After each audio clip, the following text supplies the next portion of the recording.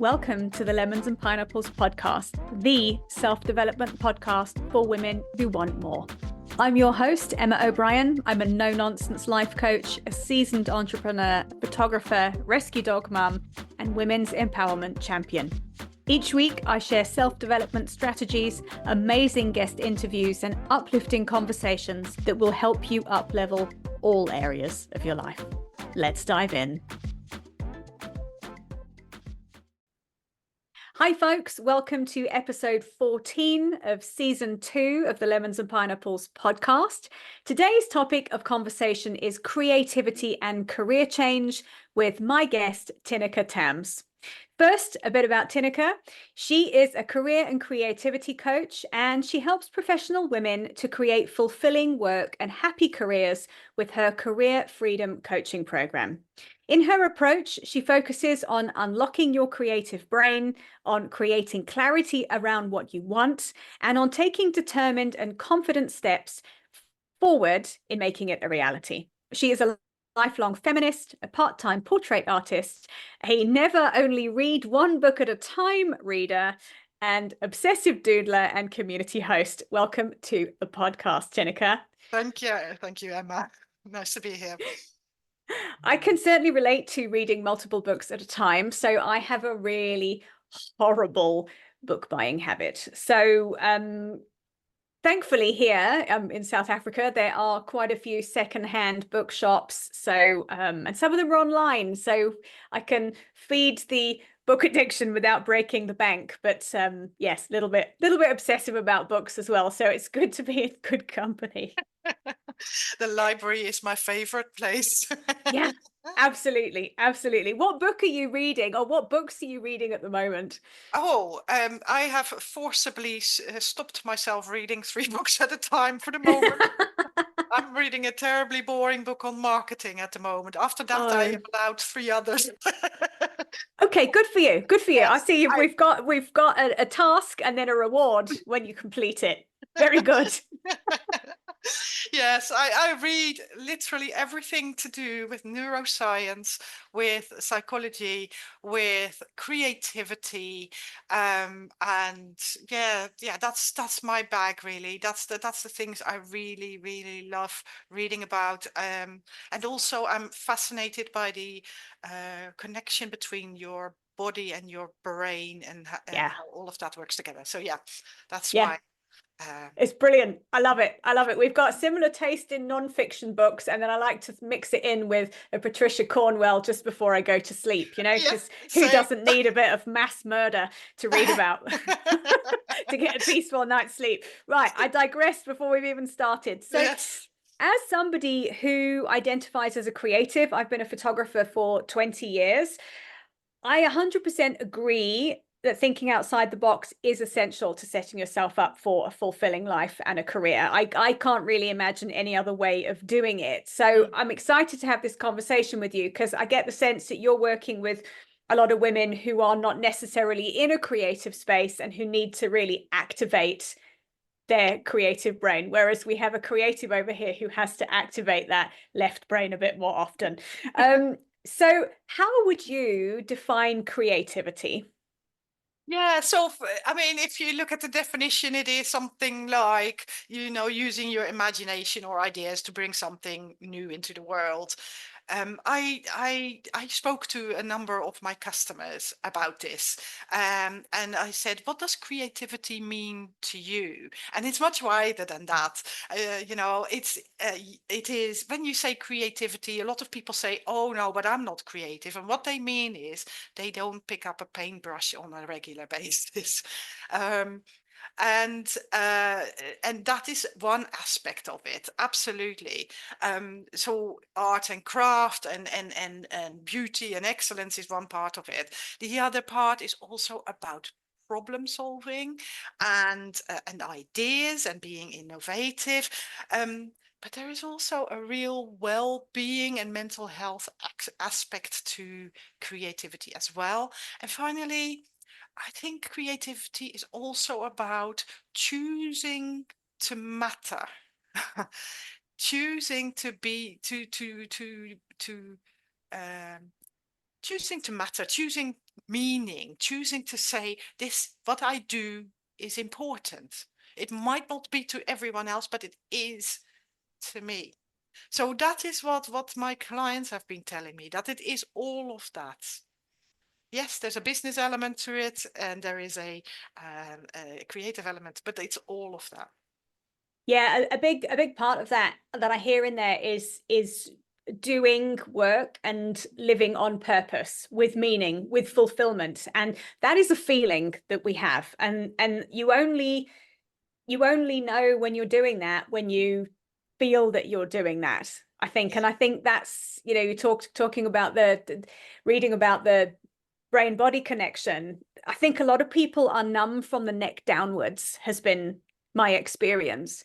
A yeah, lot of what I do, I mean, I'm a life coach, is helping people really get back into their bodies and how they feel and what they want. Because yeah, a lot of people, a lot of the women that I coach have, for whatever reason, shut off from what they want. And yeah. I can ask them and they don't actually know. And And yeah, and that's exactly right. I mean, you talked about you being a creative. The women that I work with have sort of drifted into a career 15, 20, 25 years doing, you know, doing stuff that you have to do in corporate roles, and at home they're running after their kids, or have to do the things they've got to do. Some people say to me, just like you just said, some people say to me, I don't even know what I like doing anymore. Or one client said, you have made me feel again. Um, and that, they lose that. They lose that complete connection between your body and your brain, a yeah, connection between your left and your right brain, if you want to say it like that, yeah.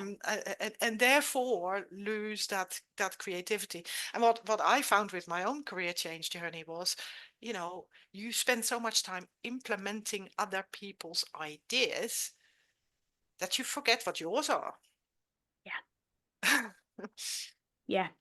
Yeah. And my next question for you was going to be, what gets in the way of creative thinking? And I think we've covered some of the things here. So I'd be interested for you to take this a bit deeper. We've talked about being in a job where you're doing other people's stuff, Mm, being in a life that and I think this happens so gradually, you don't notice yeah, that you slip very slowly down the slope into routine and settling.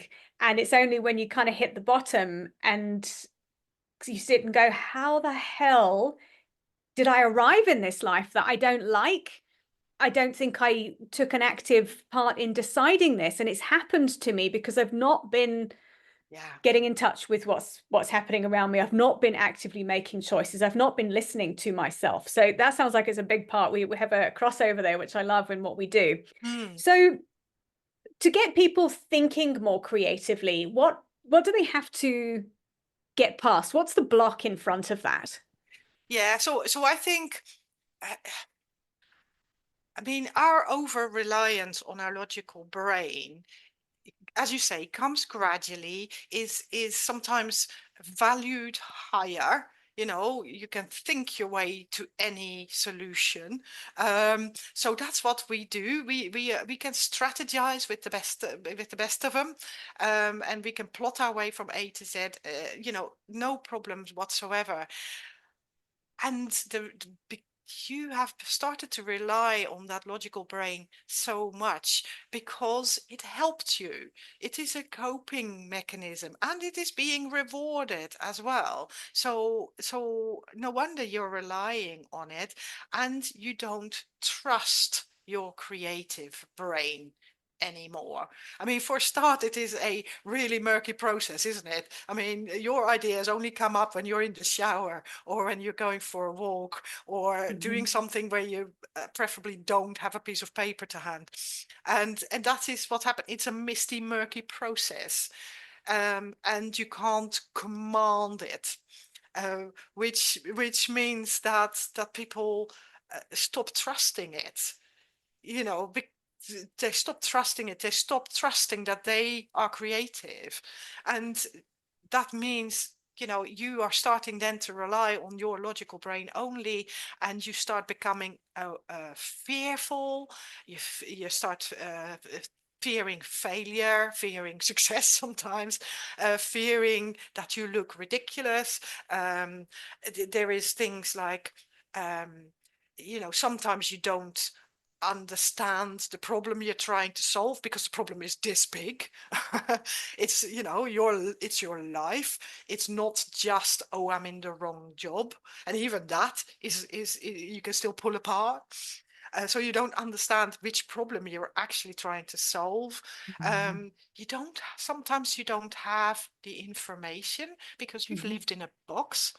Your world has become smaller and smaller and smaller, which means that you only see what you can see. And that then means that you don't have any ideas, and you don't have the access anymore to your creative brain because you haven't been trusted it. Yeah. Yeah. And I think from my own experience, the more you try to be creative, the more it almost runs away and hides. And creativity needs space for it to come out. So, like you've said, ideas tend to come in the shower, which is incredibly frustrating. So, I often keep a pen and paper somewhere close by when I'm getting ready in the morning, because provided I've made the time to meditate, which I try to do, especially if I'm kind of mulling something over, the chances are when I get in the shower, I'll be like, ding, there's a really great idea. Thanks. But Yeah. that's the thing. It pops up when it's given room, and it needs to be nurtured almost. I think the way I'm very visual with how I see things, is it's almost like a small child that needs to be looked after. It's a small sensitive child. You can't yell at it. Yeah. You can't chase it, because it'll Yeah. just go and hide under a table. And that is very frustrating. And what I hear from what you've said, as well as a lot of the people you're coaching, have reached a space where they're very overwhelmed.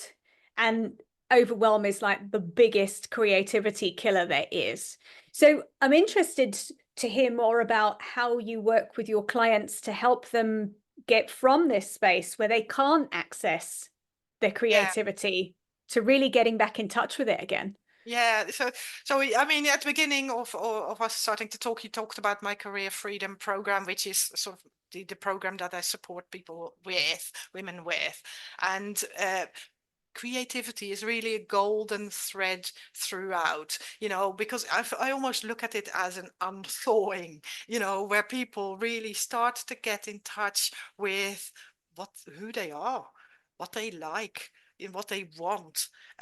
So I help them throughout the program with, getting curious, making one of my clients called it a love list, Mm-hmm. a long list of all the things that you love doing, and then go and actually do these things. These are things that help you unfreeze and to really go and find out who you are and what you want.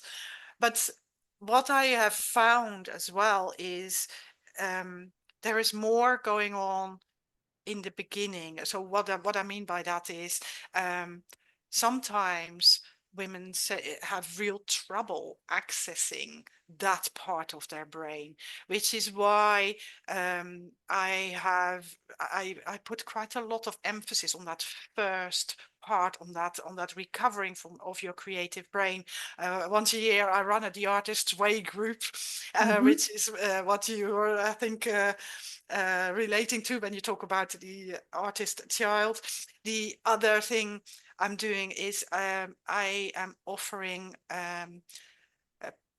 the positive intelligence program is what I'm running. I run that.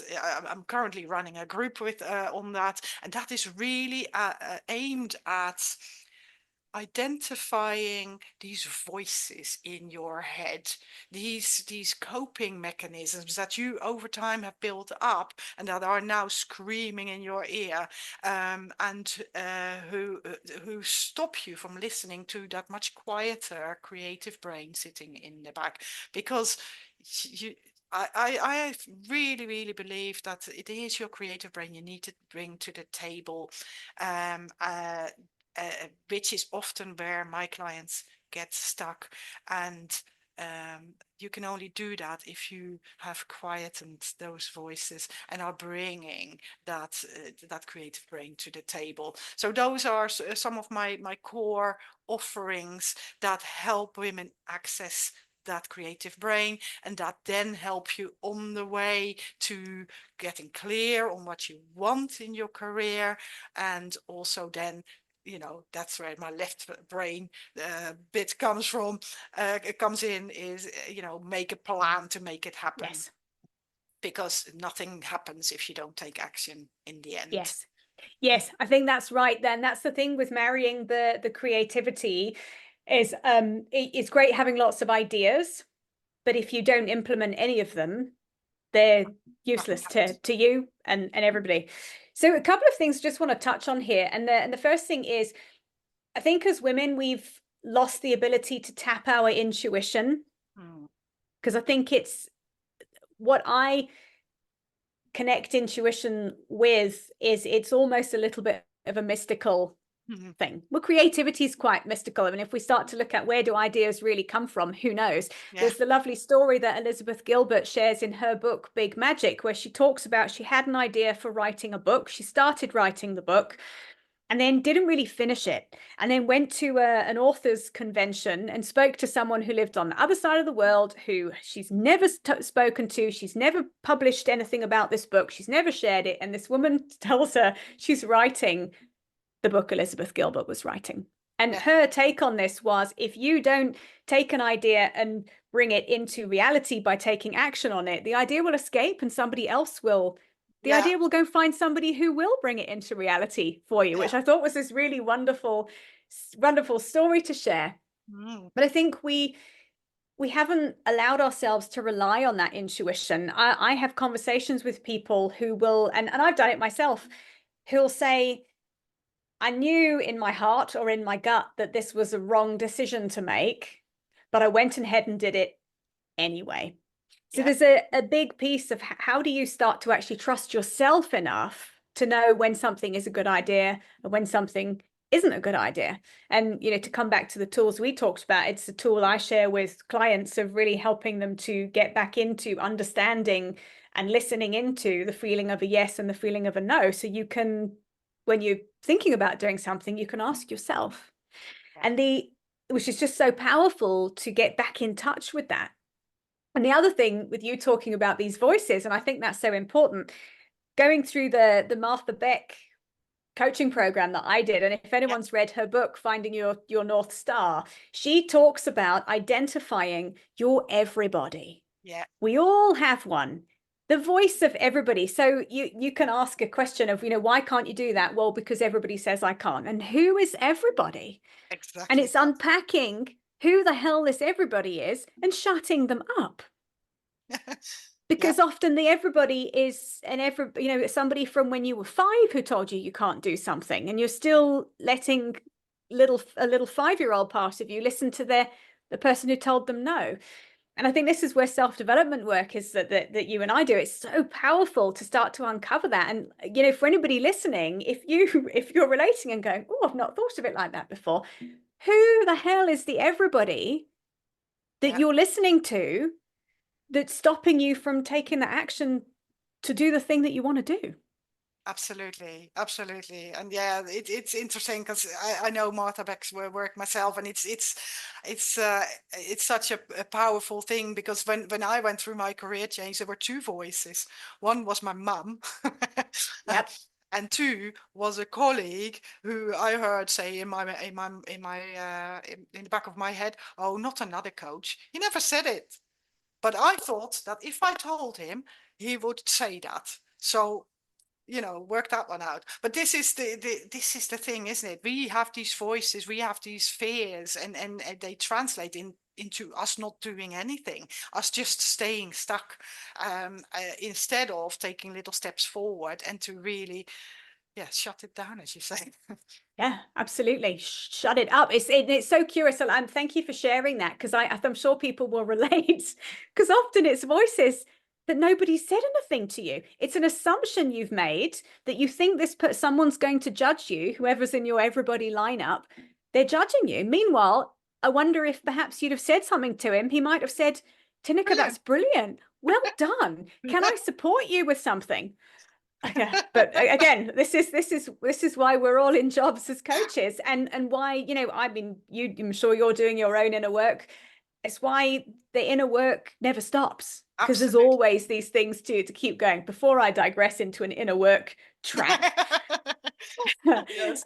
before the creative bit is ping-ponging around, Yeah. could you share some examples of how you've worked with clients to help them really unlock their creative thinking and it's been life-changing for them? I'd love to hear about the success stories of the work you've done. Yeah, so one client, I'll call her Kelly for now.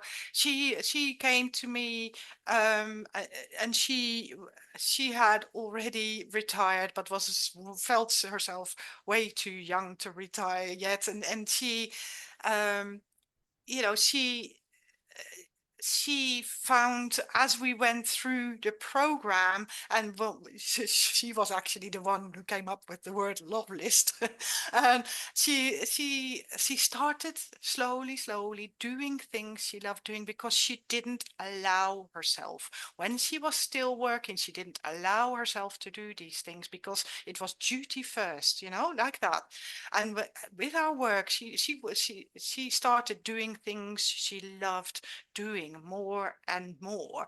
And what we found out as we went through the months was that not only was she creative, and not only did we peel away the layers of why she felt she had to be, she wasn't allowed to do all these things. We also found that she was what Barbara Sher would call a scanner, which is, a multi-passionate, someone who does all these things. And Yes. and she was thriving. She made this whole sort of program of all the things she wanted to do every week, all the things she wanted to do between now and the end of the year, and then a program of, oh, in 2 years' time I'm going to walk that path, or I'm going to do this, I'm going on this adventure. She went back to work to do some of the things, but only part time. All of these things happened, and it was brilliant to see how she was un flowering, really, as Yeah. a result. And another example was, I worked with a lady, let's call her Linda. She was, she wanted to really get clear about what she wanted in her work. That became clear quite quickly, but she was worried about her work-life balance as well. But what was really, really rewarding was when we went through the program, we looked at her strengths and at her values and all of these things that you do. And at one point, her imagination came back to her and she said, but I'm a creative. Mm.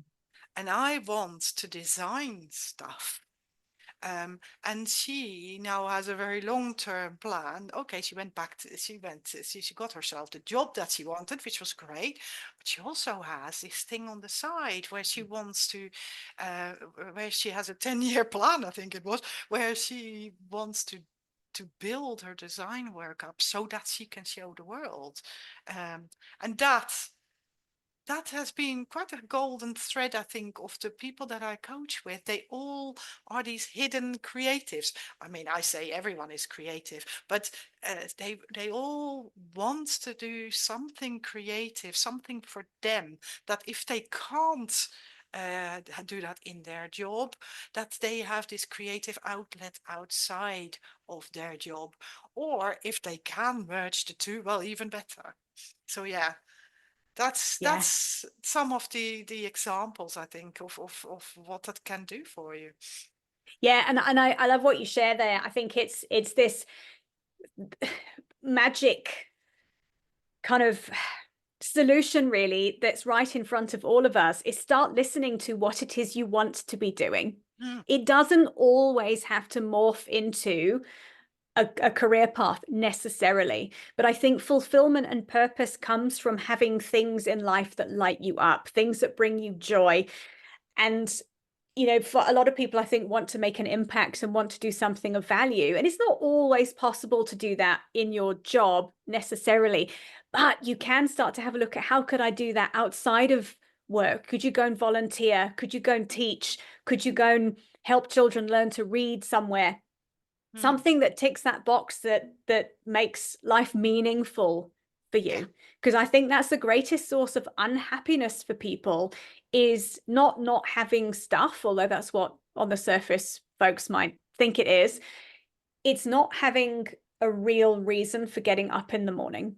It's not feeling like you have a purpose. And that is such an important thing. And what I also hear in there is that in the process of uncovering things that bring them joy, it's building confidence for people. They start to feel better about themselves. They start to feel happier, and they're more likely to be able to step up for themselves, to go for a different career, to change a career, to, like you said with your client, building up something on the side that she's got a plan for, which is, by the sounds of things, going to take her into a full-time creative career in due course. And she's giving herself the time for that crossover. And I Yeah. think that's the other thing, is be gentle with yourself in this process. It isn't necessarily an overnight thing, and it's okay if it takes you some time. Yes, and you've got that time. I mean, I up until last year, I had a grandmother. She was 100 years old. And, if you think about that, you're only what, halfway? Not even that. You've got plenty of time. We sometimes think that life finishes when you turn 50, but that's not how it is. If you're lucky enough to live through middle age and beyond, then you know it's all a gift. You can do these things. There is plenty of time to do the things, and there are things that you can do now, and there are things you can do this month, and there are things you can do this year, and there are things that you can plan for the years beyond, and that is so fulfilling. And yes, it takes action. It takes you taking action. And I mean, when people come to me, they say, like, flippantly, oh, of course I'm also not very confident. And I say, don't worry about that. Because I know that as we go through this process, you will take action, because they are built into the process for you to go out there, for you to go and talk to people, for you to do stuff, for you to experience things. So as you go through it, you will get more confident automatically. Yes. Yeah. So yeah. Yeah. Yeah, I think that's the thing, is confidence comes from taking action, but you have to be brave enough to take the action to get yourself started. Hmm. So you've shared some amazing insights today. This has been really wonderful. I really like the idea of writing a love list, of writing out things that you really enjoy doing, or you used to enjoy doing but haven't done Yeah. and would like to do again. Make a list, folks. That's a really good start. Could you share one more tool, Tineke? So for somebody listening who's thinking, this is great, I'd love to tap my creativity a bit more, what's one other thing someone could do today to really start to unlock that? Put 15 minutes aside every day and do something creative. Even if it is just a doodle on a piece of paper, just do something creative. Take a photograph. Go and lie on your stomach and take a photograph of a flower. Go and cook to something that is completely different from what you otherwise will do. Do something creative. Do something with your hands, and look at things a little bit creatively. That is what I would say, because I firmly believe that doing something creative will make you more creative. Um, and even if it feels silly, I mean, I once suggested to one of my clients to do a silly mum dance. Just go, go and have a dance. Do something completely ridiculous. Um, and if you do it with the curtains closed if you have to, but the thing is, just for joy, just for you. You don't have to keep the drawings. It doesn't have to be the next Picasso. It doesn't, you don't have to keep it. No one needs to see, just for you. Yeah. I think that's brilliant. And again, it gives you that 15 minutes of creative breathing room and space for the to allow the creativity to come in. So such wonderful advice. Thank you very much. You're offering listeners a free call to help them uncover what's holding them back with their creativity. Just talk a little bit about that. And I know you're also launching something in September. So just share a bit more about those two things for me. Yeah. So what I am offering to people who are listening is a free, what I call a saboteur call. So basically, these inner voices in your head, sometimes, well, it is so helpful to think of them as not you, but instead as voices that, yes, have helped you get to where you are, and well done to them. But that won't, will potentially hold you back to get to where you want to be. So that's what we do in a saboteur call. We get up close and personal with them. We identify what they are, and we see how they create havoc in your life, how they create havoc with your performance, how they interfere with your relationships, how they make you stressed and unhappy, quite frankly. So that's what I do in that call. 45 minutes, you and me, just talking about that, and really exposing those inner voices, and what is stopping you. What that leads into, and I spoke about it briefly earlier, is a fairly new offering. I'm currently working with an amazing group of women in what I call the positive intelligence program, which is effectively a program that takes that saboteur knowledge forward and helps you with techniques and tools and knowledge to quieten them down and to really start listening to your inner voice, to your real self, to your wisdom and creativity, the quiet one in the back, in other words. And that is what I'm currently working on. And in September, I will launch the next group. So if anyone is interested in that, I would absolutely welcome them on my saboteur call, and then perhaps we'll see you in the group as well. Amazing. I'm going to pop the link to book the saboteur call. I'll put the link to all of your bits and bobs in the show notes as well. Just share with the listeners where we can connect with you on your website and on socials. Yes. So if you Google my name, Tineke Tammes, you will find me. But to make it simple, it is tineketammescoaching.com. And you can also find me on LinkedIn. I am occasionally on Facebook, but come and find me on LinkedIn, because that's where I live. Perfect. I'll pop your links in the bottom there, then folks can go and connect up with you. Tineke, thank you again. This has been a really, really wonderful, lively conversation. I've really, really enjoyed talking to you today. Me too, Emma. Thank you for inviting me.